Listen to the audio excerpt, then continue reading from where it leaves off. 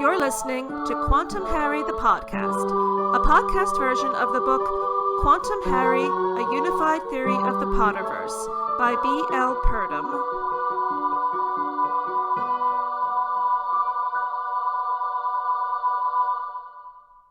Episode 27, Legacy. This is part 3 of a 5-episode arc about Harry Potter and the Deathly Hallows, so if you missed episode 25, 26, or both, you should go back. The easiest way to locate any episode you want to listen or re-listen to is to go to the Quantum Harry Twitter page, @QHPodcast, and click on the link in the pinned tweet that takes you to the Quantum Harry episode guide, which is links to all of the episodes in audio and video formats, plus links to blog posts related to some of the episodes. There's also a handy link near the top of the episode guide to the Quantum Harry and General HP Discussion Facebook group. Discuss Quantum Harry, ask questions about the episodes, or talk about and celebrate the Harry Potter series in general. You can also find it by searching on Quantum Harry. All ages are welcome. In the last episode, I examined particularly dangerous games in Harry Potter and the Deathly Hallows. In this episode, I'll look at the items that Dumbledore leaves Harry, Ron, and Hermione in his will. He leaves 2 things to Harry, but Harry only receives 1, the snitch he caught in his first match, a game piece. Ron receives what everyone perceives to be a mere toy, the Deluminator, and Hermione receives a book of fairy tales. The one item Harry isn't given is the one that isn't considered to be for children, the Sword of Gryffindor, though Harry used this weapon at the tender age of 12 and is now forever entangled with it. At Harry's 17th birthday party, his cake is shaped like a snitch, pointing again to his warrior role and his metaphorical entanglement with the snitch he caught in his first match. During the party, Rufus Scrimgeour, the Minister for Magic who fails to win Harry's support in the previous book, shows up at the Burrow to give Harry, Ron, and Hermione the items that Dumbledore left them in his will. Scrimgeour could have come at any time, but Rowling has him arrive during a birthday party, a venue for sweets, the snitch cake, and games. Scrimgeour is suspicious of Dumbledore's motives because Harry, Ron, and Hermione are the only ones to receive bequests who are still students. He doesn't know that they're not planning to go back. However, unlike Voldemort, the minister doesn't discount toys and things quote-unquote for children on principle. Like Snape, who felt strongly that Harry's blank parchment was more than what it appeared to be, and he was right, it was the Marauders' map, Scrimgeour has ministry employees try for a month to plumb the mysteries of the items Dumbledore leaves them, to no avail. Now he must legally surrender these things to their new owners. Ron's bequest is the Deluminator, which seems like a toy with one use. Hermione's is a book of fairy tales. Harry is left the snitch from his first Quidditch match. Scrimgeour says the maker of a snitch wears gloves, so it's not touched by human hands until caught in a match for the first time. All snitches carry an enchantment that reveals the first human to touch it, quote, in case of a disputed capture. Rowling now puts on the page that Harry and the snitch are entangled, literally and metaphorically. Seeker and snitch are forever linked. Scrimgeour asks Ron why Dumbledore gave him the Deluminator. Ron has no clue. Scrimgeour also asks Hermione whether Dumbledore discussed with her methods for encoding messages in books, but she says, quite truthfully, that he did not. He wants Harry to try to open the snitch, but he doesn't know that Harry didn't first touch the snitch with his hand, so it remains closed. After Scrimgeour leaves, Harry reminds Ron and Hermione that he nearly swallowed this snitch, and he puts it to his mouth. It still doesn't open, but a legend appears on it that wasn't visible before. I open at the close. They puzzle over this riddle. Riddles being another thing that many people consider childish, in addition to Riddle being Voldemort's birth name. Later, after his wand breaks, Harry wants to throw out the snitch. Rowling writes, "He pulled the pieces of the broken wand out of his pocket and, without looking at them, tucked them away in Hagrid's pouch around his neck. The pouch was now too full of broken and useless objects to take any more. Harry's hand brushed the old snitch through the moleskin, and for a moment he had to fight the temptation to pull it out and throw it away. impenetrable, unhelpful, useless, like everything else Dumbledore had left behind. Harry continues to carry, quote, broken and useless objects, and more than one leads to the ultimate victory. Voldemort disdains such things and considers the junk room of requirement to be a good misdirect, a safe place to hide a truly valuable item. Scrimgeour doesn't honor Dumbledore's bequest to give Harry the Sword of Gryffindor, which is not a plaything. He says it wasn't Dumbledore's to give, and Griphook would agree. But he lets Harry, Ron, and Hermione have the other childish bequests, despite evidently not completely believing that they are merely a game piece, a toy, and a book of fairy tales.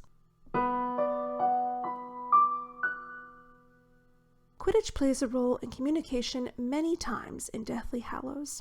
Harry awakes with the name Grigorovitch on his lips, certain that there's a Quidditch connection.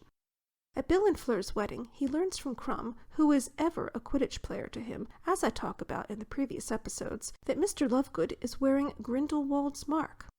In this conversation, Harry also recalls the Quidditch connection for Grigorovitch, though neither Harry nor Victor remembers that Harry knows who made Victor's wand because of the weighing of the wands, part of another metaphorical war, the life-sized board game of the Triwizard Tournament, the subject of episodes 17, 18, and 19.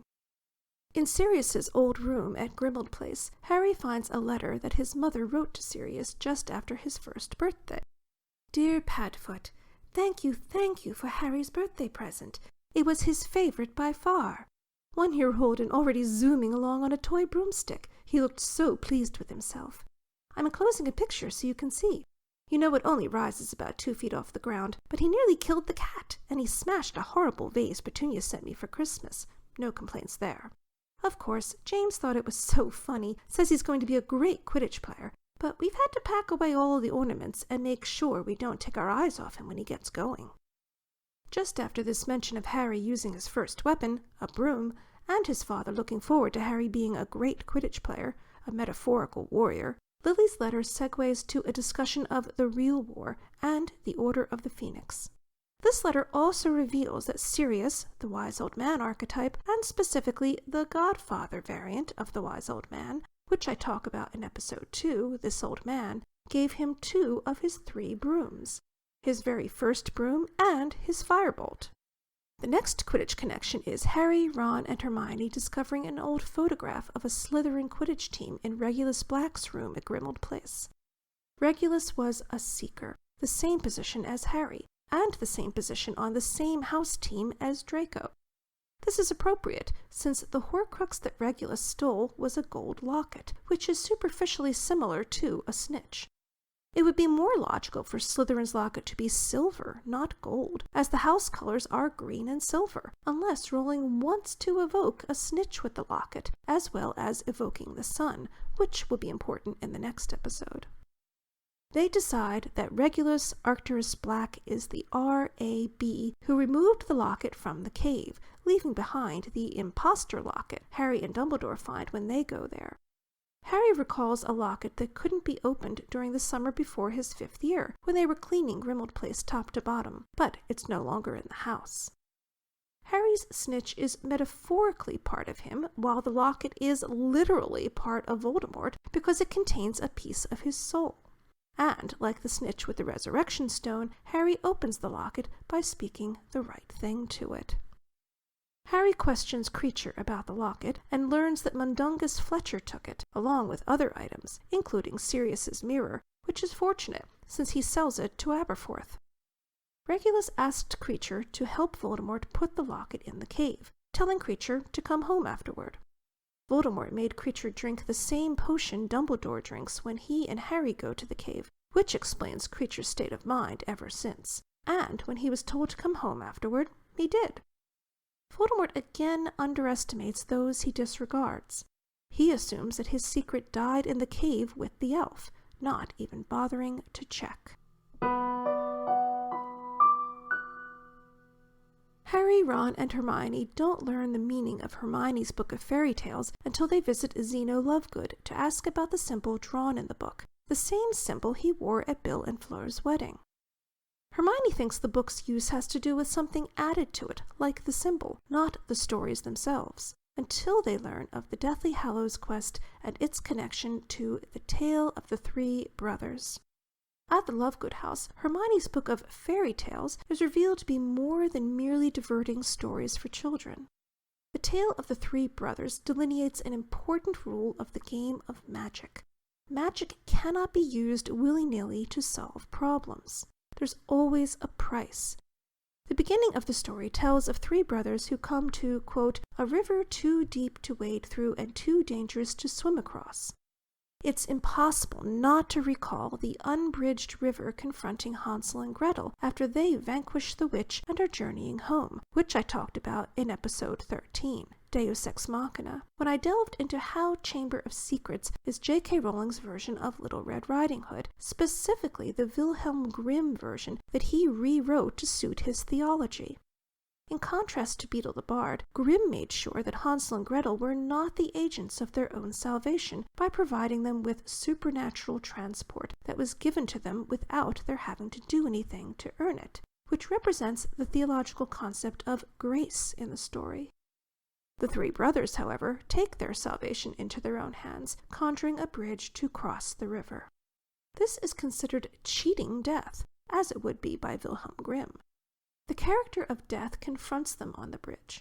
He would have had them if they had tried to cross using non-magical means, and Death doesn't accept that he won't have these three souls yet just because they can do magic. In other words, even wizards are subject to death.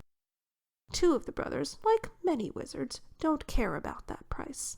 They believe Death when he claims that he's going to give them prizes as rewards, quote, for having been clever enough to evade him. Like many fairy tales, this contains a fleshing out of the old saying, be careful what you wish for, you might get it.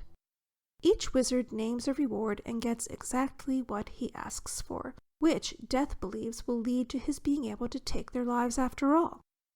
The wand that the first brother requests will always win duels for its owner. It not only leads to his death, but the deaths of many other wizards, and it becomes known as the Elder Wand. The second brother understands even less about balance and power, such as the balance between life and death, and he asks for the power to recall people from death. But he makes a mistake by not specifically asking to have the power to restore them to life. The third brother correctly suspects that these aren't really rewards for cheating death.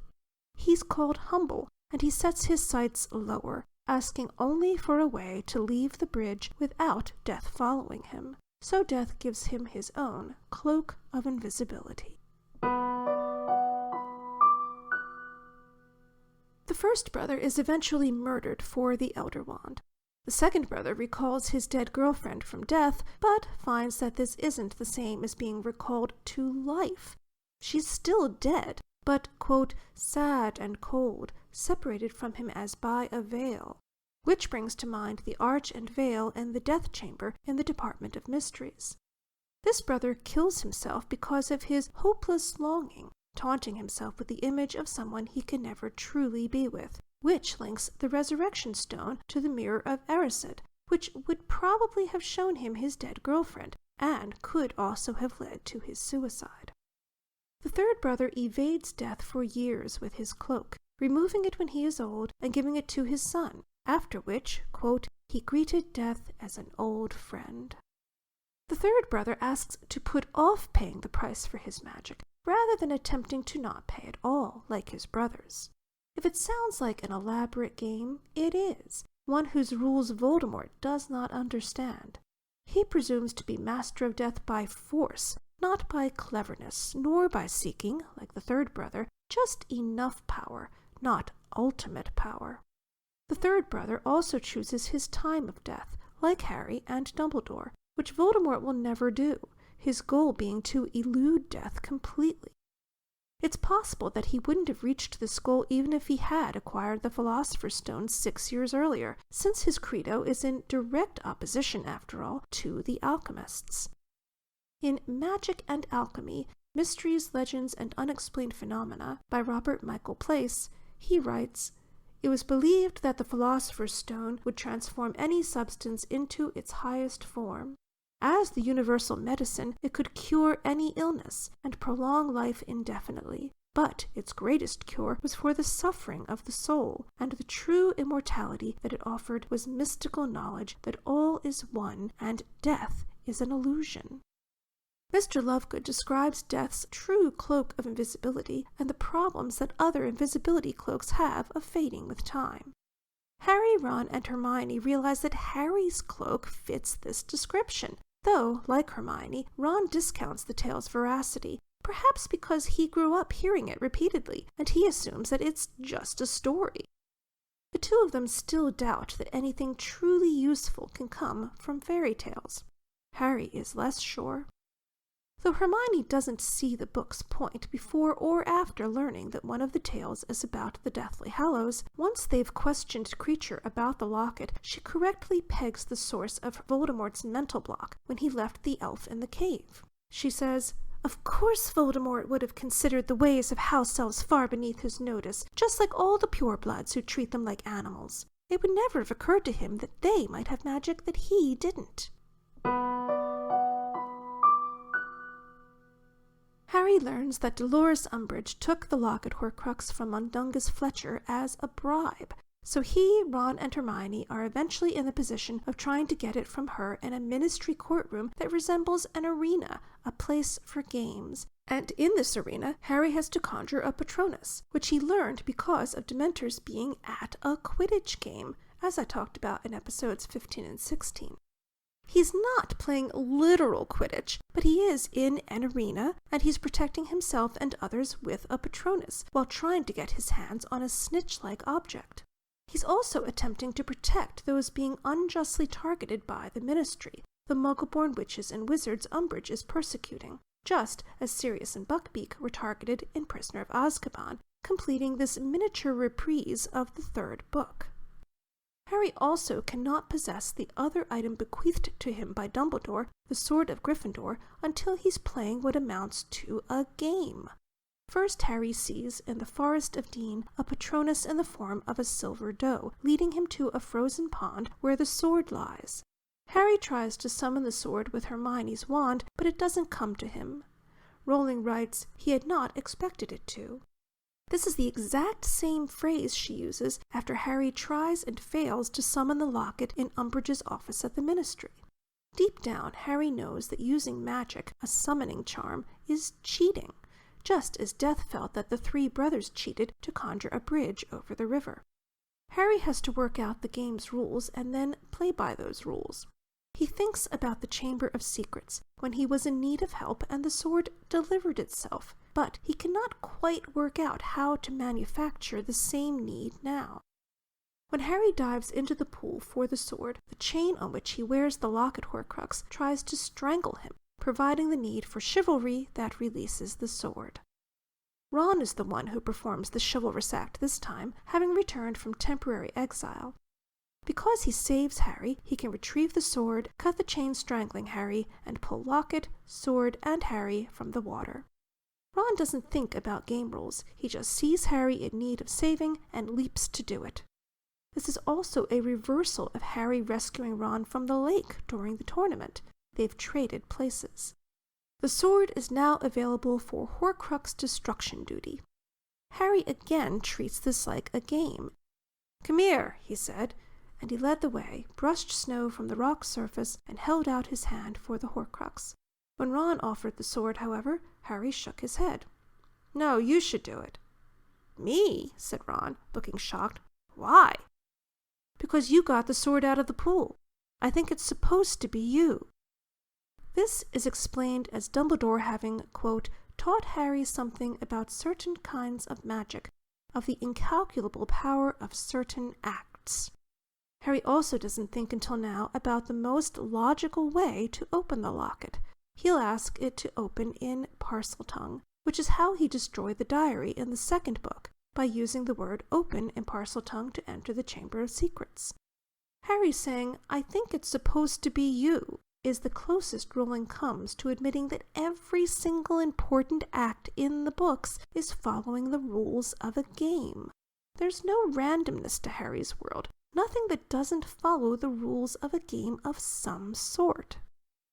The destruction of this Horcrux is the first of 3 times in the 7th book that others, Ron, Hermione, and Neville, reenact bits from Harry's and Ginny's spiritual coming-of-age from the 2nd book, and they're the 3 people and 3 archetypes who have accompanied him at other important times, as I talked about in Episode 7, Fountain of Youth. Ron, the wise old man, destroys a Horcrux with basilisk venom after saving Harry, whose life was at risk specifically because of the locket, while Harry stabbed the diary with a basilisk fang, which saved Ginny from the diary Horcrux. Later, Ron repeats Harry's action, using the Parseltongue for open, to enter the Chamber of Secrets, and he and Hermione return with a supply of basilisk fangs, though this time Hermione, an archetypal mother, is the one who stabs the Horcrux. Finally, Neville, an archetypal father, uses the sword to kill Nagini, the last Horcrux and another large snake controlled by Voldemort, like the basilisk. The only Horcruxes not destroyed with basilisk venom are the diadem of Ravenclaw, destroyed by Fiendfire, and Harry, who's killed by Voldemort with the Killing Curse. Harry was only nearly killed by basilisk venom in the chamber and healed by Phoenix Tears. Acquiring the locket and cup are like Quidditch matches, but both acquiring and destroying the diadem resemble Quidditch. As I talked about previously in this 5-episode arc, these 3 Horcruxes are linked to Slytherin, Hufflepuff, and Ravenclaw, against whom Harry would usually play Quidditch matches during the school year. Instead, in the 7th book, he plays virtual matches against these houses by finding and/or destroying the Horcruxes linked to each house. The destruction of Harry the Horcrux is also like a Quidditch match, but a specific type. It is like the match in which Victor Crumb gave up victory in the Quidditch World Cup, and like the first match that Ginny played as a Seeker. Victor and Ginny each caught the snitch to help others, but in so doing, lost the match.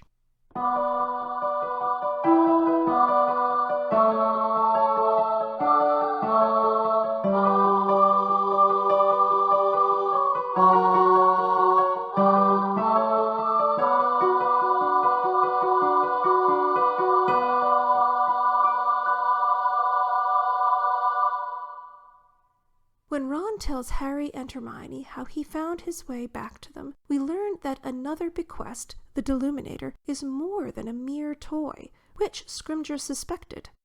On Christmas morning, when many children receive toys as gifts, Ron hears Hermione's voice coming from the Deluminator.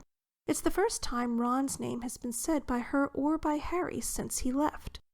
The Deluminator picks up on it, specifically Hermione saying it. When he activates the device, a light enters Ron's chest, and, probably safe to say, his heart. Guided by this, he disapparates, arriving where Harry and Hermione are camped, though he can't see the tent because of the security spells. The next time they move, the Deluminator again leads him to them, and when Harry is away from the protective spells shielding the tent while chasing the silver doe, Ron sees him. Now, here's some speculation about the Deluminator. Since the person using it can hear the person they love saying their name, which causes a light to enter the heart of the user, and this light acts as a homing beacon to locate their beloved, it's possible that Dumbledore created this object specifically to find Grindelwald. So it's also possible that Dumbledore didn't defeat Grindelwald despite loving him, but because he loved him, since this means that he could locate him through the Deluminator. This also implies that Grindelwald said Albus's name at some point. Again, Dumbledore didn't kill Grindelwald. It's also possible that the speech he gave to Draco about his mercy was not first given to a frightened 16-year-old boy, but to the beloved friend he wanted to stop but not kill. So while Dumbledore's invention cannot be used by Harry to defeat Voldemort, despite Harry's prodigious ability to love, it helps Ron to find his way back to his friends, which saves Harry's life. Kendra and Ariana Dumbledore's gravestone in Godric's Hollow may help to explain the Deluminator. The stone is engraved, "Where your treasure is, there will your heart be also." This appears twice in the Bible, Matthew 6:21 and Luke 12:34. Hermione is Ron's treasure, so the light that enters his heart finds where his heart wants to be. It finds Hermione, as Dumbledore may have used it to find Grindelwald. Again, a toy or game is not part of a war of violent battles, but a war for someone's heart. Ron also fights a war for love when he destroys the locket, finally ignoring its lies about Harry and Hermione looking down on him, not loving him. In the end, truth and love triumph, and the Horcrux is no more. Dumbledore chose his bequests very well. You've been listening to Quantum Harry the Podcast, a podcast version of the book Quantum Harry, A Unified Theory of the Potterverse by B.L. Purdom.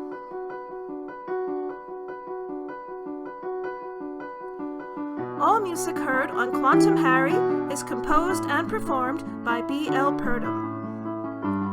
Whether you are streaming on iTunes, Stitcher, CastBox, or another podcatcher, please leave a rating and/or a comment and share episodes of Quantum Harry with your friends. Next time on Quantum Harry, episode 28, The Grimm Campaign, with 2 M's in Grimm. Part 4 of this 5-episode arc, exploring games, toys, and fairy tales in Harry Potter and the Deathly Hallows. I hope you'll join me.